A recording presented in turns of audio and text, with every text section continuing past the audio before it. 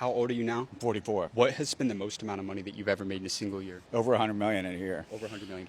Yeah. And that's for the business? Well, I own the business, and so those are S-corp returns that hit my personal balance sheet. Now, as a nine-figure entrepreneur, what's been the best financial advice that you've ever received throughout your lifetime? Yeah, I hate using these numbers, but I'll use real numbers. I had a mentor named Tom Shannon. He was one of the founders of Outback Steakhouse in Tampa. I used to bitch and cry and everything about commercial flights. I was on the 7 a.m. flight to New York from Atlanta every Monday morning, and I'd be in a suit and tie. I'd feel like $1 million, and they'd make me strip down at security, and I hated it. They had bad attitudes, all this stuff. And so I wanted to buy a plane. And he made me have $30 million saved in muni bonds because I had 3 kids, $10 million a kid, before I could start flying private. But I didn't spend the money before I had it. I see guys that have one good year and go out and buy all this crap. I wouldn't be pissing away money. Have you ever been broke before? Hell yes. And I wake up every morning and I feel broke. If you've never felt broke before, you don't have a healthy enough fear. It's like a guy that thinks he's a tough guy that's never had his ass kicked. What industry did you decide to pursue a career in? I pursued real estate. But if you were to go back over 20 years ago when you were first starting out in real estate, what's the number one thing that you would tell yourself? Access to capital. Like, I learned how to raise billions of dollars, all self-taught. Didn't go to college. Most of the people I compete with went to Harvard or some Ivy League school. But if you learn to finance hundreds of millions of dollars of real estate versus trying to do everything with your own money or whatever, it just fast forwards the process.